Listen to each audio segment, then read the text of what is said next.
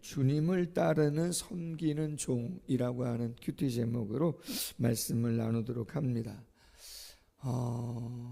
말씀드렸었는데요. 예전에 개척 지금 13년, 14년 되는데 한 4, 5년 정도 됐을 때인가 주일 낮 예배 때 마태복음을 한 2년 정도 강해하면서 나눈 적이 있어요. 근데 마태복음을 강해하면서 제 스스로도 그렇고 성도님들도 그렇고 마음이 이렇게 좀 쉽지 않고 무겁다, 그런 생각을 좀 했었습니다. 이유가 뭐냐면 우리가 지금 마태복음을 생명의 삶 큐티 본문에 따라서 계속 묵상하고 있는데, 솔직히 예수님이 말씀하시는 그 말씀의 요지, 그 본질, 그 삶의 방향이 정말 세상이 이야기하는 그러한 삶의 방향, 목적, 그 가치하고는 너무 좀 달라요. 그것을 너무 예수님의 말씀을 통해서 직접 이렇게 다이렉트로 듣다 보니까, 물론 예수님이 말씀하시는 말씀이 진리이고 은혜이고 가치가 있고 그렇지만, 솔직히 그렇잖아요. 우리 마음속에 어떤 의미의 위로가 되고 격려가 되고 힘이 되고 소망이 되는 그런 부분에 대한 사모함도 없지 않아 있습니다. 왜냐하면 아시잖아요. 성도님들이 세상에 나가서 직장 생활하고 사업하시면서 부딪히고 만나고 고민하는 것들 현실이거든요. 그럼 그 현실 속에서 많이 힘들고 어려운 상황 속에 교회에 오셨는데 겸손해라, 인내해라, 또 섬겨라, 자기를 부인해야 된다, 십자가 지고 가야 된다 라고 하는 말씀을 그냥 제가 괜한 염려하는 건가요? 목사가? 성도님들 저보다 더 잘하실 줄로 알면서도. 근데 한 2년 정도, 그때 몇 년 전이죠. 좋은 의미의 교회를 바로 세우고 나도 점검하고 성도님들로 신앙생활의 본질을 다시 한번 부여잡고 가자라고 하는 좋은 마음으로 시작했고 잘 마쳤지만 2년 동안 참 쉽지 않다라고 하는 개척 첫 해에 생명의 삶을 갖고 시작했는데요. 첫 해의 본문이 욥기서였어요. 지금이야 그래도 성도님들이 이렇게 몇 분 오셔서 새벽 예배 같이 드리고 이 시간 온라인 실시간 하기 때문에 또 몇 분 정도 같이 실시간 예배를 드리지만, 개척 초기에는 아무도 없었고 몇 개월 동안, 한 6개월 넘동안 아무도 없었는데 사모하고 둘이 드렸거든요. 근데 욥기서예요. 본문이 계속 욥에 대한 이야기를 친구들하고의 변론에 끝도 안 나는 그런 이야기들을 계속 나누는데 쉽지 않더라 말이죠. 바라기는 그럼에도 불구하고 말씀은 진리이고 영원하고 그 가운데 거하는 자에게 진정한 평안과 은혜를 줌을 믿고 오늘 말씀 잠깐 나누도록 하겠습니다. 예수님이 이제 공생에 거의 끝내시고 예루살렘으로 십자가를 지기 위하여 올라가시면서 이 전에도 십자가 순환에 대해서 2번 말씀을 하셨었고, 오늘 본문에서 3번째, 이제 조금 더 있으면 한 번 더 4번 정도 말씀을 하시게 되는데 3번째 순환 예고를 하고 계십니다. 18절에 보면 인자가 대제사장과 서기관들에게 넘겨지고 그들이 죽이기로 결의할 것이다. 이방인들에게 넘겨주어 조롱, 채찍, 십자가에 못 박혀 죽게 될 것이다. 그러나 3일 만에 살아날 것이다 이야기하시죠. 자, 그런데 지금 예수님의 마음은 십자가 때문에 어쩌보면 쉽지 않은 마음인데,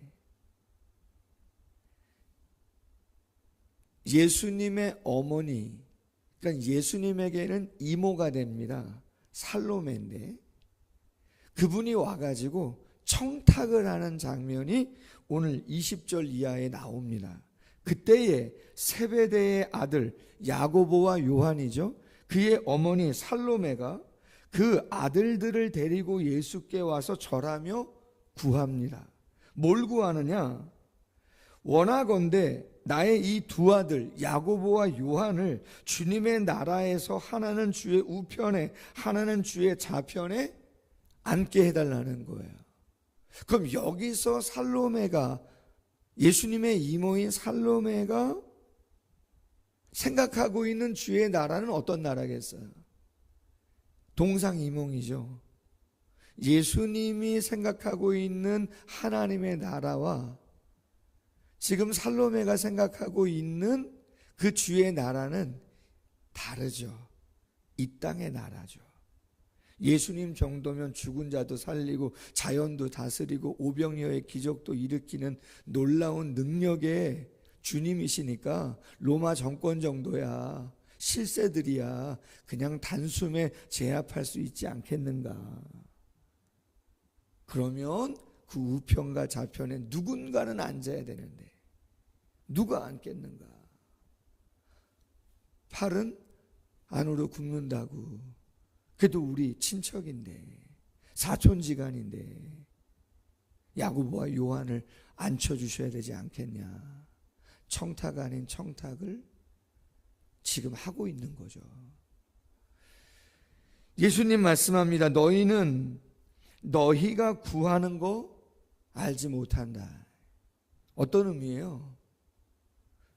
예수님의 생각과 그들이 생각하고 있는 나라가 다르기 때문에 잘못 구하고 있다는 거죠. 내가 마시려는 잔, 그 고난의 잔을 너희가 마실 수 있느냐? 그들이 말하되 할 수 있습니다. 무지죠. 무지예요. 그리고 오해한 거죠. 나머지 하나 얼마 안 했으면 배반할 것입니다. 복음서에 나오는 제자들의 모습을 딱 세 단어로 표현하면 누군지 몰랐어요. 그리고 오해했죠. 그리고 나중에는 그게 깨지자 배반하는 모습으로 복음서는 끝나는 건데 너무 무지하고 너무 가벼워요. 예수님 말씀합니다. 과연 내 잔을 너희가 마시려느냐? 마시려니와 내 좌우편에 앉는 것은 내가 주의 것이 주는 것이 아니라 내 아버지께서 누구를 위하여 예비하셨든지 그들이 얻을 것이다. 여러분, 과연 내 잔을 마시려니와 그렇게 말했어요. 여러분, 야고보와 요한이 어떻게 삶을 마무리했습니까? 12 제자 가운데 사도행전 12장 1절과 2절에 보면 헤롯 아그리파 1세가 유대인들에게 환심을 얻고자 12 사도 중에 제일 처음에 사도를 죽였는데 그 죽임당한 사람이 누구냐? 야고보입니다. 야고보가 최초의 순교자로 헤롯 아그리파 1세에게 순교를 당합니다. 그리고 그때 베드로도 옥에 갇혔었고. 그럼 사도 요한은요? 야고보와 요한의 어머니 살로메가 지금 사촌이라고 청탁하는데 사도 요한은 어떻게 마무리됩니까? 그렇죠. 제일 마지막까지 밤무섬에 유배돼서 힘들고 어려운 삶을 살게 되는 것을 보게 되죠. 전승에 의하면 기름 그릇에 사도 요한이 던져졌음에도 불구하고 전승에 의하면 몸이 말짱했다. 힘들고 어려운 그러한 삶을 마지막까지 살아갔던 사람이 사도 요한임을 보게 되어지죠. 우리가 마시겠다 그랬잖아요. 그래서 여러분 말을 잘하셔야 돼요. 할렐루야. 농담이라도 쉽게 하시면 안 되고, 그렇죠? 잘하셔야죠. 재미난 건 청탁을 하자 24절에 열제자가 듣고 그 두 형제에 대하여 분이 여겼다. 왜 분이 여겼을까요? 똑같은 생각, 똑같은 마음이니까 질투해서 그런 것이죠. 예수님 말씀합니다. 이방인의 집권자들이 그들을 임의로 주관하고 억압하고 무력으로 눌러서 군림하려고 할 때에 그 고관들이 그들에게 권세를 부리는 줄 너희가 알거니와 너희 중에는 그렇지 않아야 하나니 너희 중에 누구든지 크고자 하면 섬기어야 되고 너희 중에 누구든지 으뜸이 되고자 하면 종이 되어야 한다. 인자 예수님이 온 것은 섬김을 받으려 함이 아니라 도리어 섬기려 하고 자기 목숨을 많은 사람의 대속물로 주려 한다. 마가복음 10장 45절에도 그대로 동일하게 말씀이 증거되죠. 저는 오늘 22절 말씀을 묵상하면서 좀 생각을 좀 했는데요. 22절에 이렇게 돼 있죠. 너희는 너희가 구하는 것을 알지 못한다. 내가 마시려는 잔을 너희가 마실 수 있느냐? 그들이 말하되 할 수 있나이다. 여러분, 예수님이 왜 고난의 잔을 마시려고 하는가? 왜 마시셨나? 모르고 마신 건 아니잖아요. 아시면서 가신 거잖아요. 다른 복음서에 그 십자가를 지시기 전에 예수님의 마음의 상태를 표현한 표현을 살펴보면 내가 너무 고민해가지고 죽을 지경이라고도 얘기하셨거든요. 그래서 인간의 의지로는 감당할 수 없는 거기 때문에 천사가 내려와서 힘을 도왔다라고 하는 표현들도 복음서에 나오잖아요. 심지어는 겟세마네 동산에서 기도할 땐 뭐라 그러세요? 할 수 있으시면 이 잔을 좀 피해달라. 그렇게도 말씀을 하시잖아요. 여기 장로님도 계시고 성도님들도 계십니다. 저희가 주의 일을 한다고 교회에서 이런저런 사역을 감당할 때에 물론 기쁘고 즐거운 일, 쉬운 일들도 없지 않아 있습니다. 은혜도 받고 기도를 통해서 해결도 되고. 그러나 우리가 아는 것처럼 교회가 세워지는 것은 마태복음 16장에서 빌립보 가이사랴에서 그 로마의 축소판인 그 도시 한가운데서 예수님이 말씀하신 게 뭐였어요?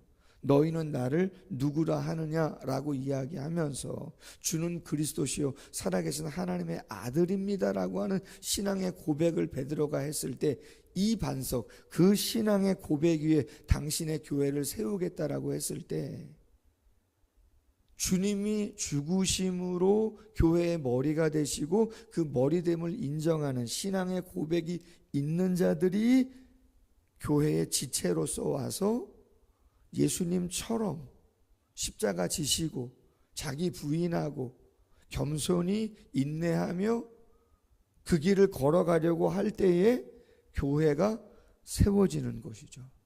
아멘. 본질은 진리가 가르치는 것은 정확합니다. 온전합니다. 바른 거죠. 근데 그것이 우리의 본성과는 참 쉽지 않다는 거죠. 아직 우리 안에 남아있는 거하고는 쉽지가 않다 보니까 이런 시간이 필요해요. 할렐루야. 기도 시간이 필요하고 주님의 음성을 다시 한번 듣는 시간이 필요하고 확인하는 작업이 끊임없이 이루어져야 된다는 거죠.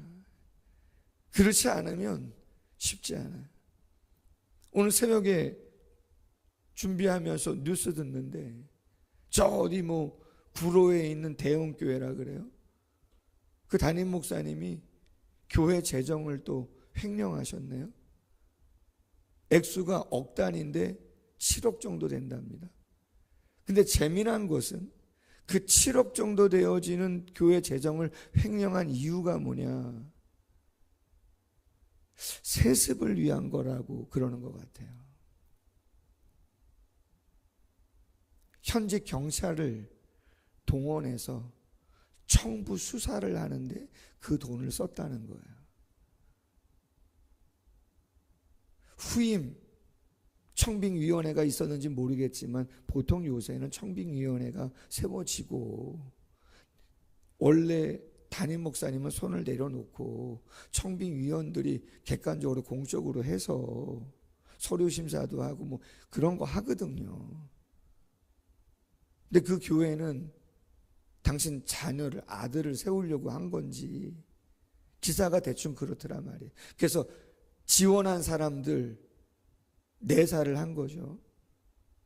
청탁을 해서 현직 경찰들한테. 꼬투리 잡을 거 없는가?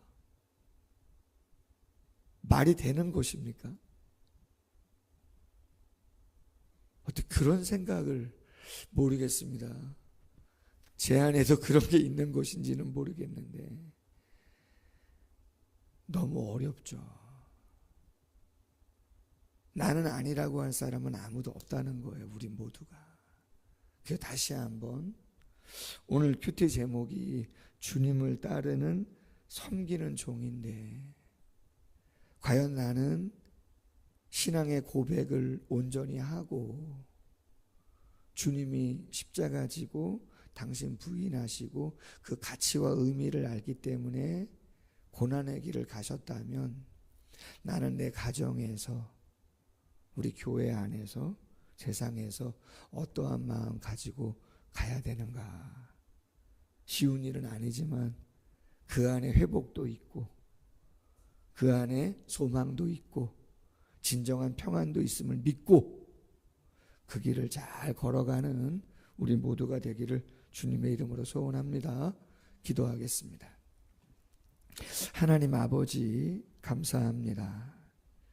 이렇게 단잠을 깨워 주님 앞에 나와 예배하면서 당신의 말씀을 다시 한번 묵상하고 우리가 가야 하는 삶의 방향과 목적과 추구해야 하는 의미와 가치의 삶이 무엇임을 다시 한번 주님의 말씀을 직접적인 말씀을 통하여 다시 한번 마음에 담을 수 있도록 은혜 주심을 감사합니다.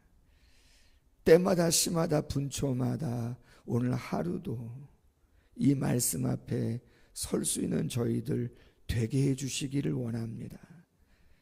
세상은 그렇지 않음을 그렇다고 이야기하지만 그렇지 않은 모습들과 상황들을 너무 많이 보게 되어지고 때로는 믿는 사람에 의해 시험도 들고 당황스러울 때도 있는 그러한 모습들을 경험할 때 있습니다. 판단하거나 정죄하기보다 선줄로 생각한 자 넘어질까 조심하라고도 말씀하셨는데 어떻게 해야 되나, 나는 어떤가, 당신 앞에서 조금 더 생각해 볼 수 있는 저희들이 될 수 있도록 도와주시기를 원합니다. 단잠을 깨우고 나온 사랑하는 성도님들 축복하시고 이 마음 하나 가지고 성전의 문을, 예배당의 문을 나간다면 참으로 귀하지 않겠습니까?